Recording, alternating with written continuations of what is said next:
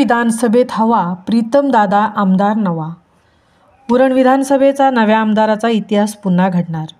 स्वातंत्र्यानंतर उरण विधानसभा मतदारसंघ हा शेतकरी कामगार पक्षाचा बालेकिल्ला होता आणि यापुढेही तो राखण्यासाठी नव्या उमेदीने शेतकरी कामगार पक्षाचे कार्यकर्ते कामाला लागले आहेत।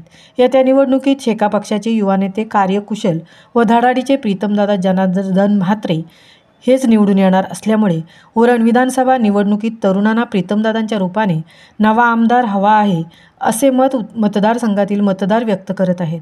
उरण विधानसभेचे नेतृत्व शेका पक्षाचे ज्येष्ठ नेते माजी खासदार लोकनेते दिबा पाटील, माजी विरोधी पक्षनेते दत्ता पाटील, माजी आमदार दत्तूशेठ पाटील, माजी मंत्री मीनाक्षीताई पाटील, माजी आमदार विवेक पाटील यांनी केले आहे।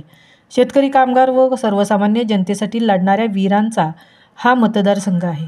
ज्या 1981च्या सिडको विरोधी आंदोलनात लोकनेते दिबा पाटील साहेब यांच्या साथीने जासई नाक्यावर आपले रक्त सांडणारे व 1984च्या ऐतिहासिक उरण शेतकरी आंदोलनाचे नेते सुप्रसिद्ध उद्योजक व शेका पक्षाचे ज्येष्ठ नेते जे.एम. म्हात्रे यांचा संघर्षाचा वारसा आहे।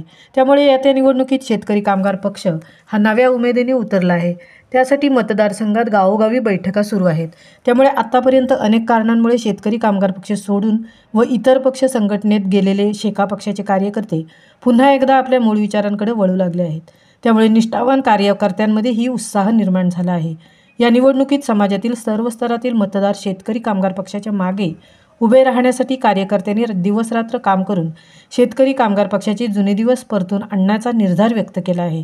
यावेळी उरण विधानसभा मतदारसंघात शेतकरी कामगार पक्ष हा आरपारची लढाई लढण्यासाठी सज्ज झाला आहे। त्यामुळे नवी ऊर्जा घेऊन कार्यकर्त्यांनी वज्रमूठ घट्ट धरून गावोगावी कामाला लागण्याचेही आवाहन त्यांनी केले। आता एकच लक्ष, नव्या युगाचा शेका पक्ष असाही नारा या निमित्ताने दिला जात आहे। महामुंबईसह मिलिंद खारपाटील, उरण।